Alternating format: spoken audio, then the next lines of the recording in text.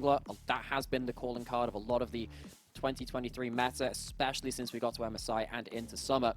We have the same sides from Game 1. BLG have elected to stay on this red side. We've got the bans coming through. Knight's Annie has been removed. That's very important. And Joe, I'm a little bit surprised because we've been through the entirety of today not having a single draft on screen. We've got to get back into the swing of things. I was about to say, this is mine and your first draft of the broadcast, and we're many games in at this point as we head into Game 2. JDG on the blue side, BLG on red. And that Ahri, it's been such a huge priority, and especially with the Annie band, the Nico band, you got to believe that they're going to go for that one. Knight takes that into his hands, taking it away from Yagao, who had it in the previous game. So what that means is you can't just slam in a Vi Ahri on 1-2 from BLG, one of the strongest mid-jungles of the year and of last year, of course. It's been around for a little while now. So Shen going to pick up that Vi. Didn't quite find the killer engages that they wanted to in that first game. The Aphelios locked in, though, will give Alec again another run at that champion. There is something like the Aphelios Lulu on the table. Zyrakan is not. Really wondering what the bot lane priorities are coming in from both of these teams. Kanavi hovering that Wukong, best Wukong in the world. I'd definitely say that. Many others would too. He is such a teamfight menace on that. That's a very strong mid-jungle 2v2, even in the Ahri Wukong, even though it's not paired up with the Vi. Yeah, still a phenomenal duo. Still a lot of presence in the early game as well. As the Varus being hovered over, I don't think it'll be locked in. Like, we already saw the Zeri hovers. Zeri just such a strong champion currently. I feel like that has to be where you go. On the side of BLG, though, do they look to get a mid laner here before the bans come on through? Because in fact, it's actually Rakan taken. The thing is, On is a player that will play Rakan in any lane, in any given situation. He played the Thresh, of course, in Game 1. I think that On, when he has an engaged champion, looks like a very different kind of player. He is one of our premier supports in the LPL. He's risen to prominence, especially over the course of this year. Thinking about other Vi combos, this is a pretty good Vi combo into the Ahri. If you do manage to get on top of them, it can be a very difficult situation. I'm expecting now Knight will have to go for the spellbook, taking a cleanser or an exhaust or something to deny the combo into the Vi and the Talia. Definitely helps you lock down that first target. Certainly does. And on top of that, it's a pick that Yagao's played a lot of over the years. Like, Yagao's certainly no stranger to the Talia. Same for Knight, honestly. I feel like both of these players have had a fair bit of that across the years. Jinx banned away. It's going to be answered with a Gwen taken out of the hands of Bin. Okay, so that means that you're likely heading towards something like a tank matchup. And look, it's 369. We're going to have a tank matchup in top side anyway. It just stops the premier anti-tank being locked in for the side of Bin. Cassante, huge pick ban presence in the LPL, hasn't featured just yet. Wouldn't be surprising if JDG wanted to do away with that one as well. They could also ban away Nautilus if they were feeling like removing another pick, which can synergize very well with the Aphelios and also the Talia in the mid lane. So they have options here with this last ban. Certainly do. Nautilus. So, hard engaged. Kind of denied from On, right? We saw him on the Thresh in the previous game. And perhaps this is how the draft went for that previous game. We didn't actually get to see it, but On was on the Thresh. It was alongside the Aphelios. That could be an option again for the side of BLG if they want to go in that direction. Oh, I'm here for it. Do you want to go for this before you even know what AD carry you're against? I guess they do, Munch. I guess they do. Locks that in. We've been seeing a lot of the Blitzcrank coming out from various LPL teams. Typically, it comes into different enchanters. The Rakan, you can 100 to 0 him if he's out of position. He's a little harder to kill than someone like a Milio or a Yuumi out of position. But it's still value nonetheless, and especially at the level 1, it can give you early game dominant plans, which is what we need to see out of BLG. Gives them the tools to start things off well early. Phenomenal stuff. If we get to see some shenanigans. I feel like with a Vi and a Blitzcrank, like BLG, they have the tools to go real aggressive, to do some crazy stuff. Are we actually going to see the virus coming on through? I guess so. It's dangerous into Blitzcrank. It's really dangerous into Blitzcrank. That'll be a bit different. Because you are a low mobility champion. Ezreal's really good into Blitzcrank. However, not many people playing Ezreal right now. Oh, the Kai'Sa! I've been asking for Kai'Sa for weeks! I keep on talking about Kai'Sa in drafts. It's usually alongside the Nautilus, but hey, with a Rakan, I'm here for it. We are...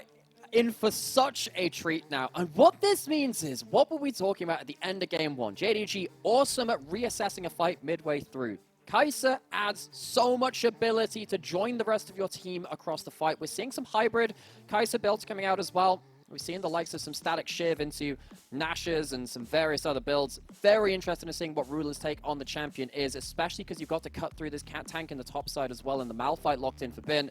How different has his champion pool been since coming into this championship of Summer? Ruler now has to deal with that tanky front line. He certainly will. And the Kraken Slayer, I feel like, has been... The problem is, we've had 3 patches, right? 13, 10, 11, and 12, where the AD carry items are all dramatically different. It's getting really hard to remember all of the optimum builds while the live patch is not the same as the current competitive patch. I believe on 13-11, it's like Kraken Slayer, because this is post Stormrazor nerf, right? I'm pretty sure it's Kraken Slayer first on Kai'Sa into the Gale Force, if I'm not mistaken. Well, the thing is... But we'll have to wait and see. Yeah, because a lot of the builds that we're seeing in solo queue are about Static Shiv, and despite this not being the patch where it's been completely buffed, I think that's 13-12 where it comes through, you can still build it. It's still fine. We saw Humanoid play it on LeBlanc in mid lane, even before that buff, and it did so much damage in that game. This is our first Kai'Sa of Summer across the top leagues. I don't believe we've seen another one. It's only our second Talia of the entire LPL as well. Xiaohu played a single game of it against top Esports, but this is the first time it's been picked up by anyone else. So, a bit of adaptation, a bit of new spark to light the fire for Game 2. And I want to mention that Talia again. I said during Champ Select, like, this is kind of a classic Yagao pick. Well, it's one of his highest win rates of everything he's played. If you look at champions that he's got double-digit games on, the only champions with win rates above this are Veigar and Yasuo, where he's got 16 and 12 games respectively and 75% win rates. On Talia, he's got 35 games played, and he won 26 of them.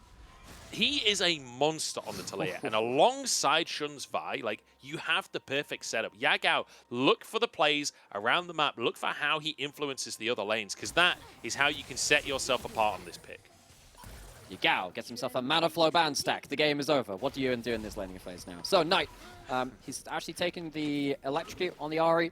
I'm actually a fairly big fan of Ahri into Vi combos as well as with the Vi, because you can dash back and flash back, draw the Vi out of position if you have your tools available. However, not having the spellbook means that occasionally you can get locked up and killed 100-0 in the way that we saw Rookie, unfortunately, suffer that a little earlier into the day. We're getting our jungle starts completely unread from both of these teams. You'll know by the fact that these lanes are going to be a little slower to the punch in different ways. So junglers not going to meet each other on the first clear very early on.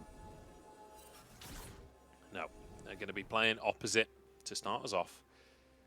Let's talk overall game plan then for BLG, because this comp has got real wacky. After game number 1, they've gone, look, we need more rocks. Malphite in the top side, Talia in the mid lane. And, you know, they say a rolling golem gathers no rust, I guess. Maybe there's something about Moss there. Elk in trouble, ignited. I feel like every single game we see aggressive level 1s in these bottom lanes, but Elk will survive. Used his ghost there as well. Perhaps thought it was cleanse. I think he just wanted to get away from Ruler because he was very close to getting the passive proc. You get surprised by that amount of damage, and now level 2. And the damage you can get out of Kai'Sa very early is very, very high. And despite Kai'Sa being a champion that often has difficult laning phases, the fact that Ruler and Missing have managed to get the push and managed to win the early trade is very important for JDG. And now this is a very dangerous moment where Elkanon need to start weathering the storm again. Shun knows what's up. And we have a 1v1 between the junglers. Kanavi not winning this one out, though. Shun bullies him out. Yagao was moving, but spotted on a ward by Knight. Elk under the tower, but so low on HP. Still has his flash available. Look at this, though. JDG, they're like, sod the bottom lane. We're going to go kill your jungler. On force to flash. And now blue buff under threat. The Scryer's Bloom should be used here to clear that ward. Vision available for BLG as Shun really doesn't want to lose his blue buff, but the hook wide. I think On was trying to pull the buff in so they could smite it, but will not happen. And JDG already 3 minutes in finding advantages. Being able to push that wave so hard under the turret, and then also Ruler. The W from Kai'Sa at rank 1 is a long cooldown. It's 20-odd seconds or something like that. Hits both of his first cooldowns of the game onto Elk. Good damage. Stops the Fellas being able to go into that fight as well. Knight had shove in the mid lane. JDG, early game working out well for them, where we had asked that from BLG for their own successes. So far, so good for JDG. We'll see what BLG can bring to the table. As Shun put behind a little bit, moves up to the top side, but Kanavi's here too. Kanavi's got that top quadrant that he's yet to farm, and he's just been spotted. Did they see him is the question. Blue ping has gone towards that brush. How did the sweeper not see the ward? It was a micrometer away. 369 threatens Shun enough to send him away, send him packing. And Kanavi, what a jungle gap to start us off. Double scuttle steals away a buff. Shun currently at half of the camps that Kanavi has taken. And that's another flash in. Flash for flash in the bottom side. Ruler doesn't even look at the play. Is missing. Pulled back in. Bite on the ignite is there. It's not enough to find a kill. And ultimately, very close. I don't know. Flash for flash with an ignite mixed in there. Maybe BLG win out the trade, but I don't think they can leverage that advantage. So missing getting away should mean Ruler's safe. Unless... Not quite. Not quite. What it does mean is it means that Alkanon can get themselves a reset, and it means that they've survived a bit of the storm of the early game. No, they couldn't respond to the early jungle players, and it does mean that for them losing lane, Shun is the one that's kind of bearing the brunt of that at this point. Need to see them now kind of... It's a good charm. The electrocute, is it available? It's not. It's close. Oh, the W!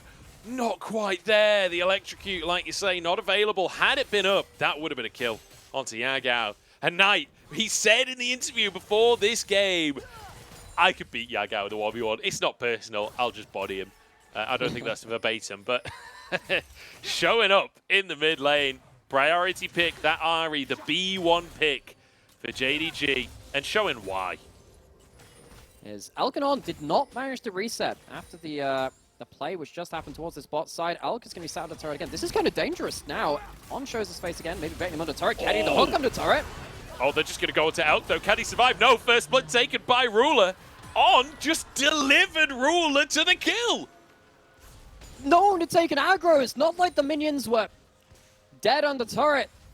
Ruler and missing once again, winning out in the individual 2v2. We saw it with Desire Rakan versus the Aphelios Thresh. They're doing it again with the Kai'Sa and the Rakan as well. Whenever Kai'Sa wins lane, this champion changes massively. This is a champion which is not really meta because she suffers a lot in early lanes. Getting that first kill is very dangerous, and 369 going in top.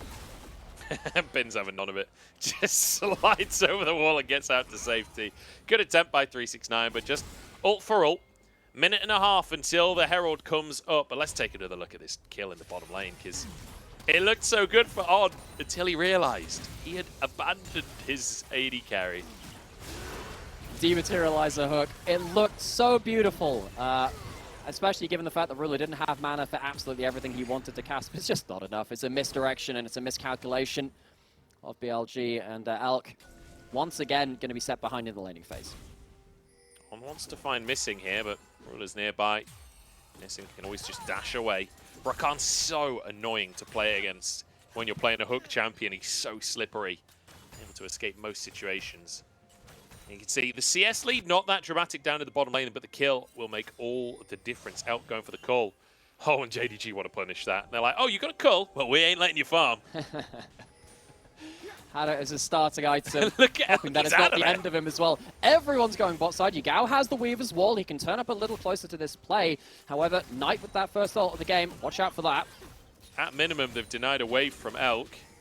Almost a second plate here for Ruler. If they can finish the job, Kanavi's here, Knight is here, Elk's in trouble. No summoners. The double knock him, and he's gone. He's gone before the play even kicks off. Kanavi tanking as a charm lands onto On as well. Knight tanks the tower and somehow gets out. Corrupting. That is why you keep your pots ticking, folks. Gets the empowered heal from the Ari passive with the kills in tow. It's just enough to walk away. Walks away with 3 Dark Seal stacks, and Yagao was ready for the play. It just wasn't enough. Elk, once again, just put into such a difficult position because JDG are just more on the same page. They're more proactive, and they're punishing BLG in the early game once again. Let's take another look. Kanavi starts it all off. Perfect follow-up from Missing. And, you know, you just don't have enough defensive summoners to bring the bear. You don't have a heal, you don't have a cleanse, and the Ghost is nice when you're actually able to move. That one's not really in the same situation. Knight using, again, the HP bar as a resource, getting out alive, gets himself back onto the map with the cheaper Lost Chapter from recent buffs as well, and now Herald is the next port of call. I felt a little dicey at the end there. They didn't actually reset the tower aggro. It went straight from Kanavi to Knight. Could have been dangerous. BLG will not give up just yet, though. They found Kanavi. What a pick from On. And now looking for a second one as well. 369 flashes out. Ruler's still going in this one, and a great charm onto On there. Big damage, but Ruler's alone. He can't enter this fight for the time being. Killer Instinct is available if the rest of the team can find a way in. But it's 4v5 in favor of BLG. They're starting the Herald off.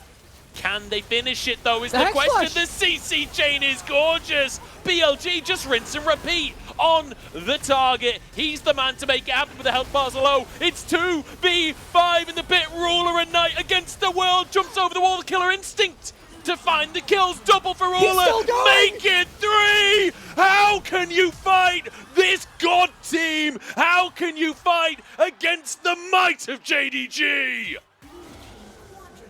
Ruler stamps his authority once more. We've had it for Spring, we had it for MSI. Ruler is here to stay. And he's 6-0-2 on Kai'Sa. That is horrifying to face as BLG. It's feeling like this game might already be over. Look at the goal difference. 3, almost 4,000 in favor of Ruler. 6-0-2. He's going to head back. He's going to evolve his Q. And when the fights started so well for BLG, the hooks from On, the coordination was there. But when Knight and Ruler can 2v5, I mean, what can you do? The big factor in this fight is that Ruler is left alone to stack lethal tempo. And he doesn't have to use his ult defensively. The combo's not onto the Kai'Sa. He has his Ghost and allows him to just get a lot of damage onto one of the people that has consistent DPS, and that's Yagao. He's continually peppering down, and despite the supporting cast of JDG eating a couple of hooks and going down, this is one of the real power points of lethal tempo. It gives you so many stats in the early game, despite the nerfs to that particular part of it so often. This is the special part of the play, though. He has it stacked up, and he goes over the wall. Doesn't dash straight into the middle of them. He still keeps his lethal tempo over. Blast going back into the play, still full stacks, has another cast of his Q. There is no way you can run from Ruler. Perfect positioning, perfect damage. Who says Kai'Sa is a late game carry? Certainly not Ruler. Quadra kill coming through. Magnificent stuff. And I feel somewhat vindicated. I've been advocating for this Kai'Sa pick for a while now. Ruler brings it in and makes it look glorious. Next one up. Oh, here we go. Everfrost in the mid lane. Charm is going to land onto On as well. The damage is there, and it's an easy little pickup for Knight and Kanavi. Bonus kill there. 10 stacks on the Dark Seal. We're only 11 minutes in. For anyone who doesn't advocate for buying a Dark Seal in your first pack, this is the kind of game where it feels absolutely awesome. Your Kai'Sa is starting to become absolutely titanic. And with this Ahri in the mid lane, you can absolutely slam in a Magi second at this point to snowball the game even further. BLG, you know they're going to buy into fights time and time again. Get yourself a stopwatch, and Magi's, you are set to snowball the game into absolute oblivion. That is a Q upgrade. Very clearly on show from Ruler. So much AD, and Elk, despite being one of our other best AD carries in the LPL, has not had a single chance to fight. I was almost right on the Kai'Sa build. It is the Kraken Slayer, but it's after you've got this right there. Oh, On in the last possible second. Denies the recall of missing. Quickness going to have to be used there, and that does mean BLG will get the first Drake of the game. So, silver lining there for the squad in blue. Whether or not they can turn it into anything more will be the question. And unsurprisingly, we're seeing some stats from Ruler, and rightly so. Definitely the man of the hour right now is missing, and Kanavi, they want Elk to try and greed for some plates. They want him to try and find some space in the lane. On is there, Elk moving forwards as well. But they know something's up. They suspected this may be happening. Especially with Kai'Sa ult available. You can forget about that if you haven't played against the champion for a while, but any CC lands, she is following up like a storm. On has his ultimate too. Gonna do some poke on the tower. Single target Q onto that evolve. Very, very powerful. Herald is gonna give even more gold into the carry of Ruler. Yeah, almost 3,000 gold lead at 13 minutes for Ruler. You just saw 625 gold into his pocket when that tower went down. Not too shabby. on the Kaiser. He's only just got back to lane. He's already got 1,500 gold to spend. It's not bad, is it? How coming up in a couple of minutes, and that'll perhaps be the next objective for JDG, but whether or not they stay still for 2 minutes, I don't know. I mean, they have the power to fight, absolutely. Why shouldn't they? Plates are just falling off now, but JDG got 5 of them towards that bot side. Every time BLG take a fight now, they need to be very careful of double teleports available and the Kaiser being able to follow into these fights too. Missing as well. Should get to Scuttle Crab. Cool. Nice. Again, silver lining. But JDG have so many ways to respond to any fights and any picks which BLG try to attempt themselves. This is going to be a very difficult mid-game. I think they probably need to take 2-part fights if at all possible. One, you want to try and blow the ability to respond with Kaiser ults and teleports and try and get out alive. That's the difficult part. And then you have to try and find a part after that where you can recommit to a fight. So BLG, they're going to be able to do that. It's a difficult ask. Yeah, like they need to find a pick onto the right target is on. Feeling the brunt Rulers bring to the table.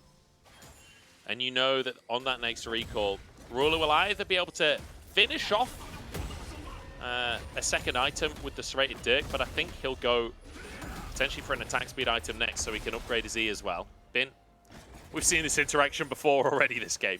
Ult for ult, he'll get out with his life. But I'm looking towards... Static shift built up for the Aphelios as well. So he's basically said, you have Q upgrade on the Kaiser, that's huge wave clear. I need to have the wave clear as well to make sure that we can at least contest this mid wave. It's not something I've seen on the Aphelios just yet, but I think I can understand it from this point. You're going to be so far behind. And as you said, it is the attack speed item coming in from Ruler. Phantom Dancer on top of the Dirk and inventory. So the extra attack speed now built up for Ruler. Yeah, not too shabby. 2 evolves at 15 minutes. This is like...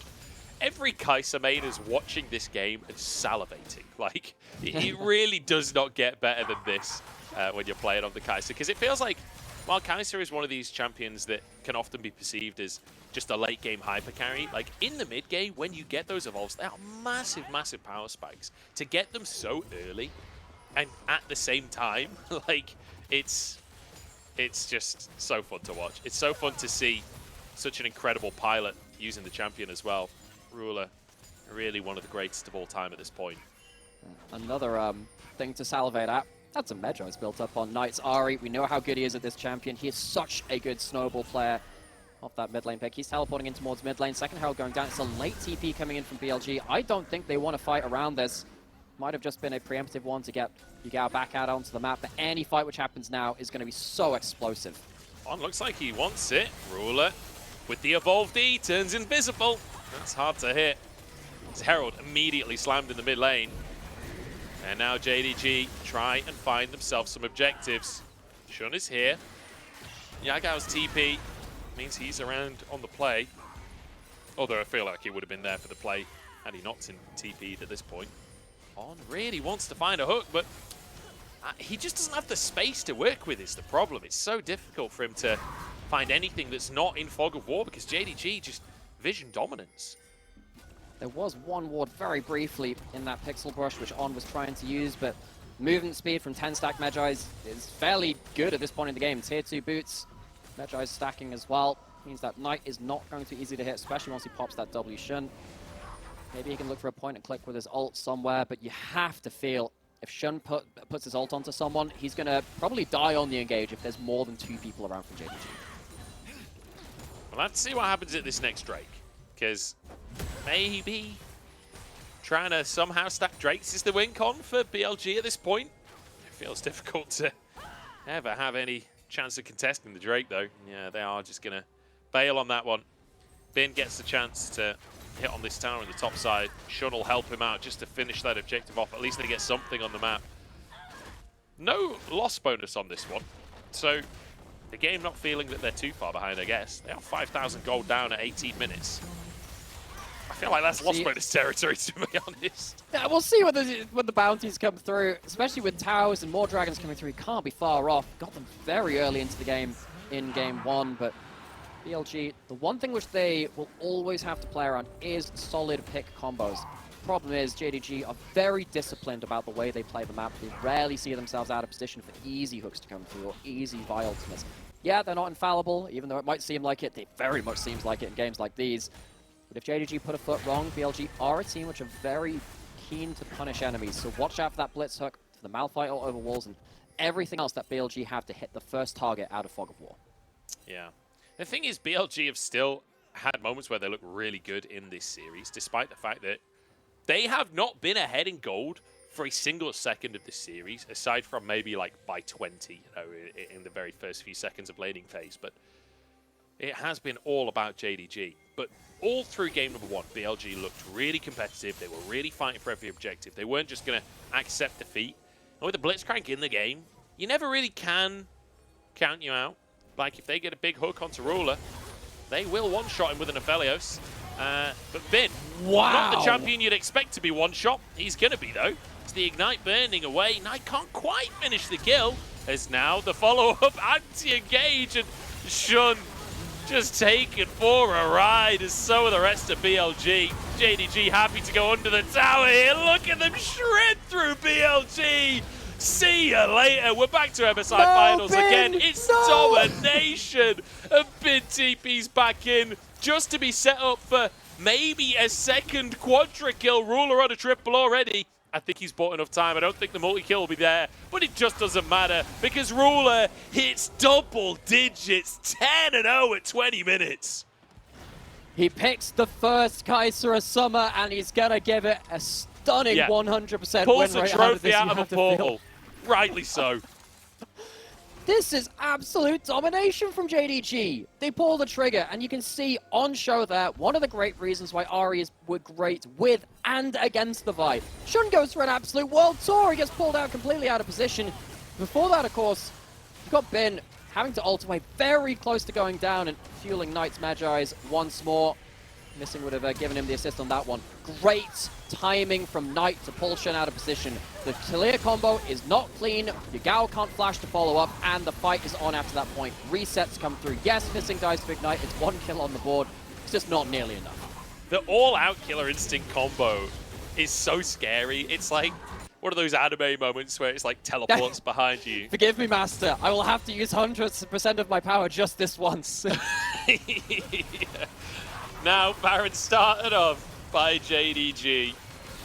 I mean, what can you even say? This team is just too good. I feel like, I don't know. I'm just gushing at this point. Missing, caught out. Hey, it's a pick for BLG, but at what cost? On might sacrifice his life for this one as Knight tries to charge forwards, but no. Hey, BLG, they get something. It's in exchange for a Baron, but maybe they can get 369 as well. Ult blasted out already, all out available for him. Will use it, try and buy space for himself. Dashes out, but no, Elk there to finish the job. And an important kill to get onto the Aphelios that is wildly behind at this point in the game. Oh no! Damage. Knight's arrived and they don't even get the 1 kill. Where? How? How are JDG finding extra kills here? Knight in a 1v3 now. Spirit Rush available. Has to try and find himself out of this one, but on goes down as well. You just can't do anything. Ruler taking a mid-in here while it all goes on. JDG, they're everywhere. They're everywhere, and they are ruthless across the map. Yeah, you get a couple of stacks away from the Ari, but the kill at the end recovers some back. Elk isn't going to even be able to recall. It's insult to injury. JDG, this team is such a special roster. Oh no, the quickness. Oh, he dodges away. If he'd managed to get CC, Ruler could Killer Instinct, but he stopped the reset anyway. Elk, where can you run to? Ruler is going to shred that health bar. He'll get an isolated Q as well in the alcove. Oh, Elk, there's just no way out of this one. Annihilated by the heavy, heavy wallet of Ruler. It is non-stop aggression from JDG. Baron's down, Dragon's coming up in just a couple of seconds. BLG will get themselves first onto the map somehow because JDG find themselves with later resets after, murdering the entirety of BLG. And they're coming back out onto the map with a 4-item Kaiser at 23 minutes. This is a solo Q80 carry. This is not how professional players meant to go. But Ruler doesn't make you feel the difference. Yeah. I love as well that we just saw Knight get killed at the end of the previous play. He's still on 15 stacks. He lost 10 of them. He just hit max stacks in the previous play when he killed On just before going down. He's still, even after dying, got the bonus from the movement, from the 10 stacks. He's still at a phenomenal position. JDG now taking control of the entire map. 2 Drakes in their favor. Still got 30 seconds on the Baron. I've kind of forgotten that Baron even happened. Did that happen in a replay or something? Given how quickly Kai'Sa can kill that thing, it's your guess is as good as mine. That's a ward they're highlighting. It's been spotted out by Control Ward. That might have been one of the few remaining Hail Marys BLG had. But again, the last time they tried to go for a snap engage, the follow-up was too much. They don't even get the chance this time. Blitzcrank is meant to be the one picking you, not the other way around. Knight goes over the wall. Wants a charm. As 369 jumps in as well, trying to put pressure in the mid lane as the inhib is down. We saw Ruler grabbing that one. Before is now. Baron falls off. But I'm going to be honest, I'm not sure that JDG really needed the Baron in the first place. The 10k gold up. Knight with a flash charm, won't find it. Shun, though, loses half of his health as the Cyclone comes on in. Ruler frozen on the backside. Moonlight Vigil is there, but Elk doesn't have the damage. Oh, knocked up. Ruler's in trouble. Will be taken down. No! The tower shot can't finish it. Static Shiv almost does. But he somehow gets out with his life. It's a perfect scoreline as Elk falls down. 369 gets another. And there we have it, Ruler with a perfect game. The score is 24-7, just like the games of the LPL. JDG, they tie up Top Esports in first place, and they put the first loss on the board for BLG. JDG just toyed with our undefeated 6-0 team. BLG looked so dominant throughout the first string of best of series in this summer split, but JDG, this is our super team. This is our MSI and Spring champions. And if you're not looking at this team and saying, how are they not the best in the world? I don't know what to tell you, man.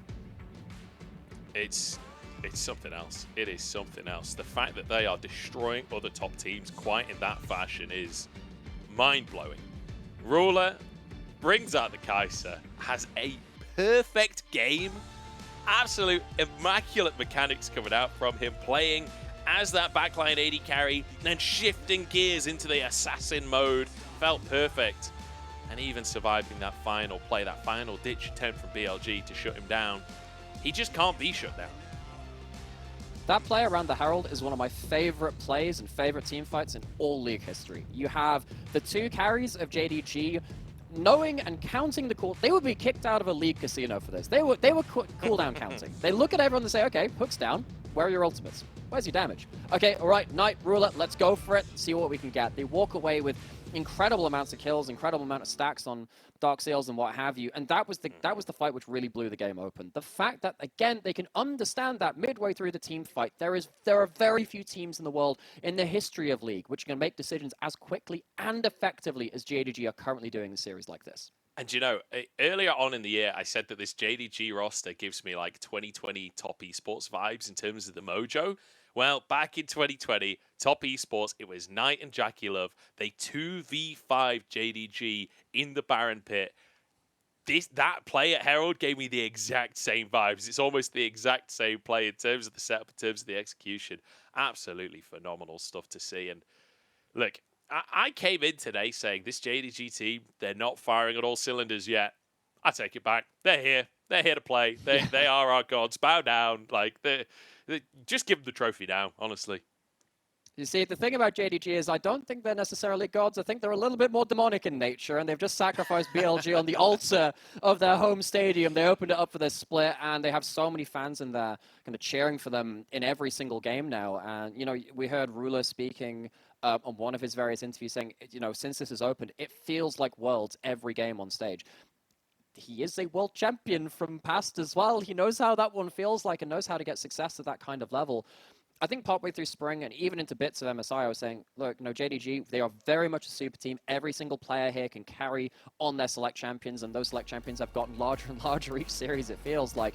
But we felt like there was a little bit more to give, and maybe some of their early game macro, maybe some of their wider thinking. But then you hit later stages of MSI, you hit this summer split as well.